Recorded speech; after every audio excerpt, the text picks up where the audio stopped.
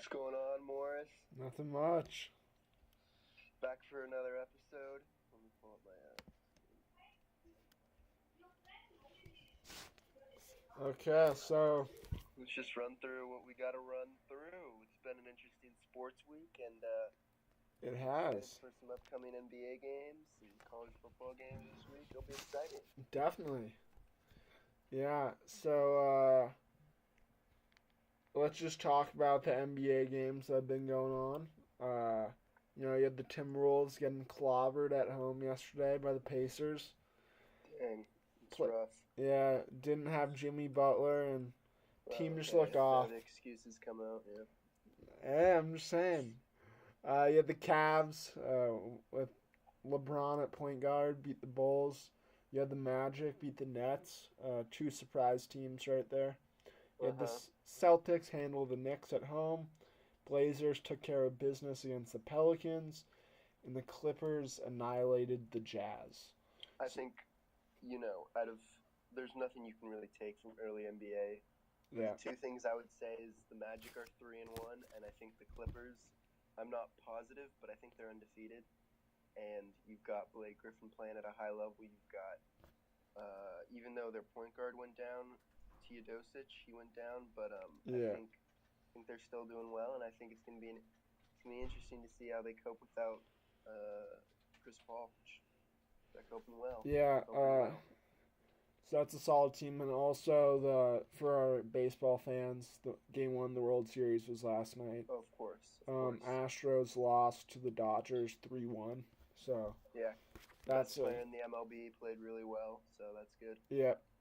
Okay, so we're gonna have a nice little section today called "Compare Rappers to an NBA Team." So we're just gonna have me and Nick. We're gonna take like one or two rappers and just compare them to an NBA team. hmm You can go first. You can go first because I have my two in mind, and they're not like the superest mainstream rappers. Okay, so mine that I have right now are the Miami Heat and Kanye West. You Ooh, know, that is an interesting you comparison. know they were good back in the early 2000s, like 2005 to like 2010. And of course, they had the back-to-back championships in 2012 and 2013. And they've tried to rebuild. Like Kanye came out with Life of Pablo and it just sucked. Uh, Ooh, hot he take. he tried, made some moves. They got Dragic, and they tried to build a core around like Whiteside, Bledsoe, and Dragic, and it just isn't working out.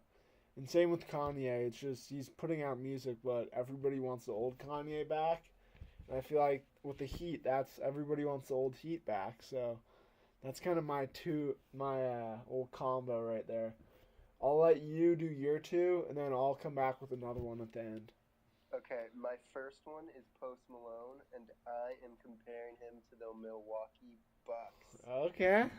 Up and coming rapper, just like the Bucks are an up and coming team. I think he's young. Wait, He seems pretty young.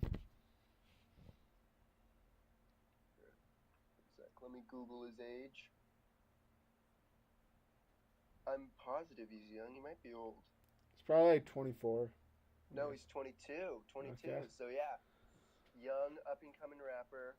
Um, he's definitely got that star quality that a lot of people like. I know he's very likable, just like the Yep. Bucks are. Don't really hate them. And it says he was born in Syracuse, which is a college basketball town. So maybe there is a little Yeah. compared. I see that connection. hmm And I'm so, gonna go go ahead. Kendrick Lamar with the Golden State Warriors.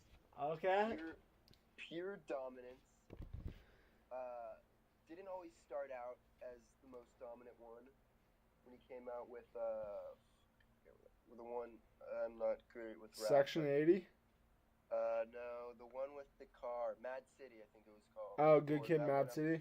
oh yeah, and it's kind of like Curry and the Warriors, who they were They always had it, but they never were recognized fully. And then once they got healthy, everyone started to take notice. And yeah. Okay, nice. I like that.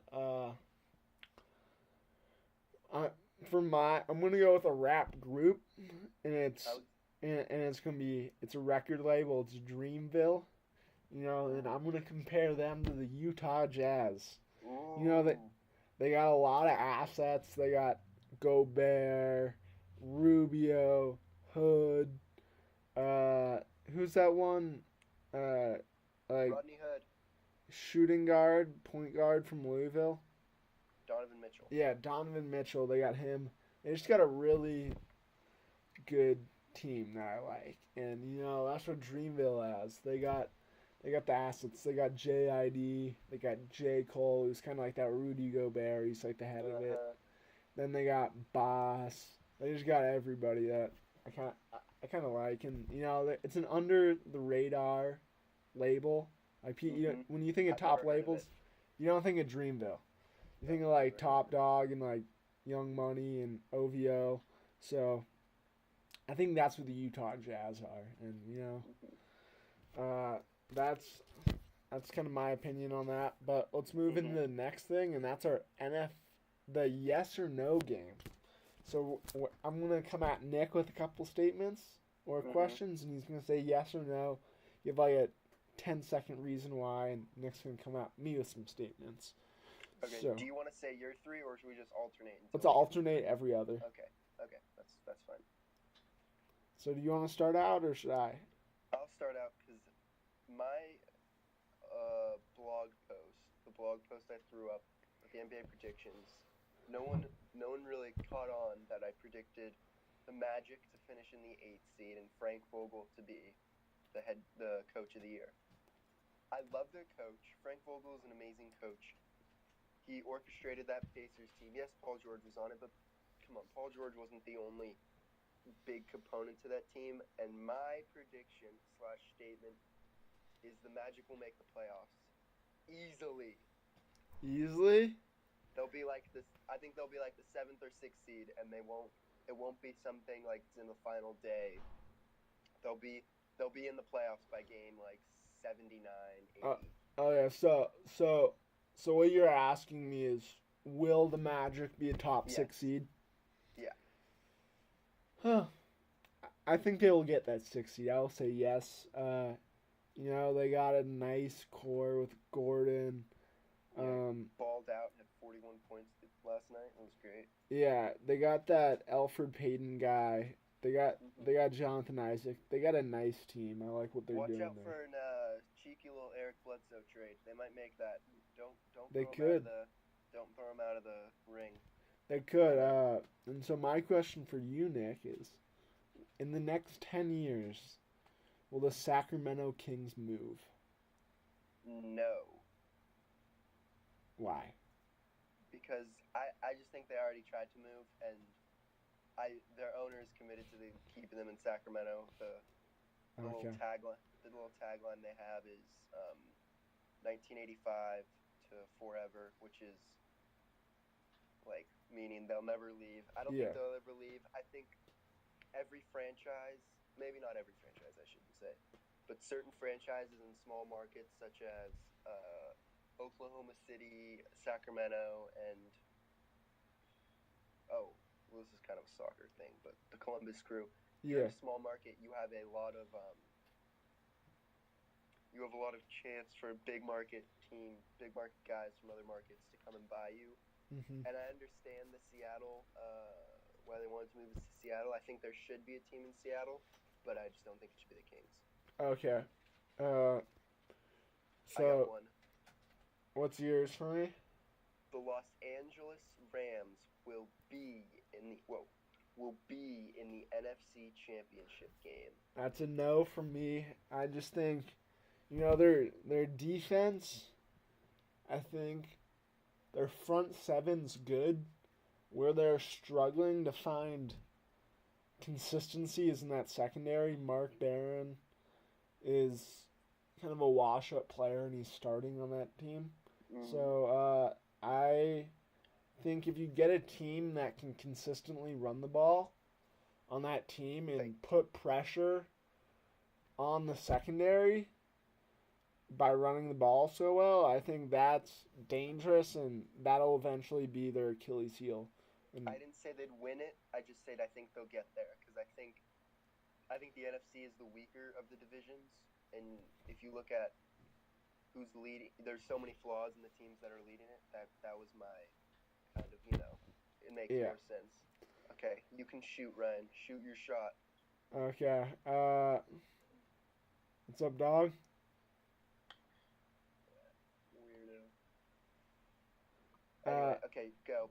so this is another like expansion kind of deal. What are the next two cities to get an MLS soccer team? What I've heard from my sources is that it will be Sacramento and Nashville. Obviously, I cannot confirm that it's going to be them, but I've heard a lot of rumors and a lot of rumblings that it's going to be Sacramento and Nashville. But I do say with the MLS, with the U.S. Not making this World Cup, I think one thing that the MLS should do is they should bring them in the 2023 season or the 2022 season. Okay. Because that's when the World Cup is going to happen, and that's when it's going to get its spike, and it won't get it this year. So I don't think they should be in there until that year, or maybe even 2021. They need to go and then get the World Cup bump that the U.S. will give them in 2022. Okay, for I'm sure. saying they'll make the World Cup in 2022. So yeah. Yo, dog, we're trying to film something right now. Can you not? Fuck off. Okay, go. No, it's your turn. Oh, okay. Oh crap. Something I think, Ryan, I have a little boldness to give you. What? The Green Bay Packers will have Aaron Rodgers come back for them, and he will win them the Super Bowl. That's a no. That's a clear cut no from me. I just,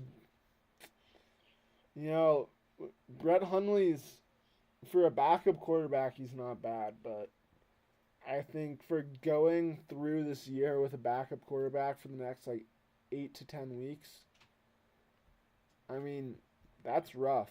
They'd have to be 7-7 by the time he comes back and hope he wins the final two games and get a wild card spot, then go on a run. That's just way too unlikely for me. And yeah. So my last question is, who will the Texans make the playoffs? That is a resounding hell yeah. The Texans, since Deshaun Watson has started, are killing it. I don't think the Titans are a threat. I don't think the Jaguars are a threat, and the Colts are definitely not a threat. So I think Texans are definitely a possible team that is not only going to make the playoffs, but is going to make a run in said playoffs. Okay. So we gotta pick up the pace here. So NFL playoff predictions really quickly.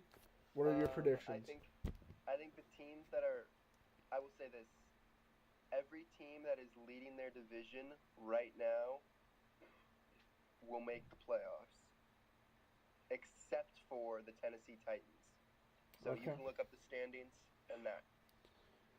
Okay, so mine are the Eagles and the Vikings get the 2 byes in the East, and the Steelers and the Chiefs get the 2 byes in the so in the NFC the Vikings and Eagles get the byes, in the AFC the Chiefs and the Steelers. Then I say Rams, Saints,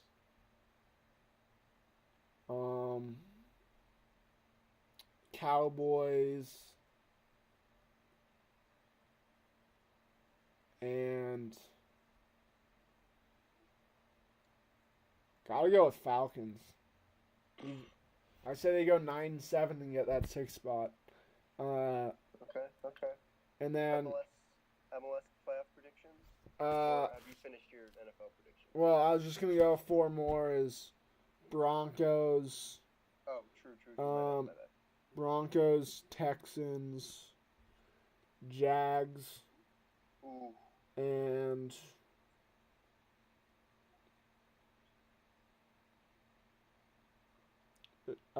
Pats. Okay. The NFL is weird this year. I think there's gonna be more than 2 9-7 playoff teams. It's a fun year. I'm not gonna lie. It's a fun year. Okay. MLS predictions. Right now, I have to say MLS is definitely the league in the definitely in America that has the most parity. I think I counted 1, 2, 3. There's a bunch of teams that were in it this year, not that weren't in it last year. So Yeah.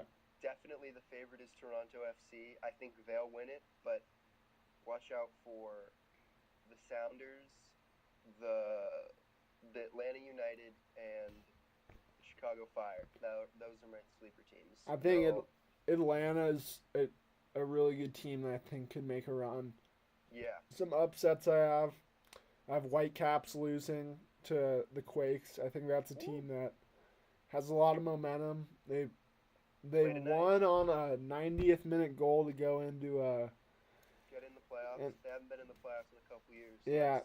So I think that's a team playing for its city, for the Bay. I think that's a team that can make a run. Again, Toronto's the favorite. I definitely agree with that. So fun fact of the day is you had it. Yeah, so Clayton Kershaw last night threw 11 strikeouts and 0 walks. He was the first person to do that since a fellow Dodger in 1949. We do not have that person's name, but only 2 people in history have done that. And they were both Dodgers. So, you know what time it is. It's Dingus of the Day time. Woo! Dingus of the Day. Nick, do you have a dingus for us, or should I pick one? I don't have a dingus, but I have a semi-dingus. Okay. And it's gonna be the Philadelphia 76ers. Okay. Management and their team doctors. Markelle Fultz has been playing with an injury to his shoulder for about. I've heard some guy in a podcast walk up as a reporter and he said Fultz has been playing with the injury since the beginning of training camp, and that's why he altered his free throw motion because it hurts to put his shoulders up.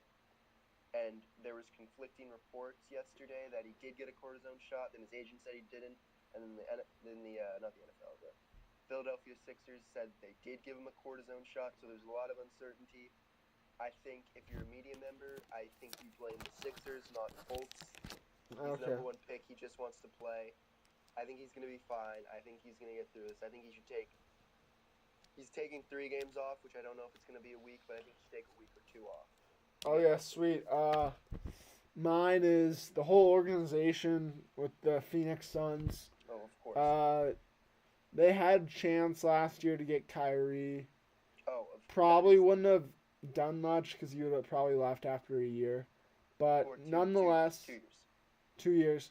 But nonetheless, they have botched, dropped the ball in every single. They have become, them and the Knicks have become the 2 worst run franchises. And as a Kings fan, it's great to see someone else taking the mantle from us. So yeah. Okay. Well, that's it for this time. I'm Ryan Morris. And I'm Nick Gable. And we are checking out on the Sports Market. Hope you had a good day in the market. See you later. See ya. See you.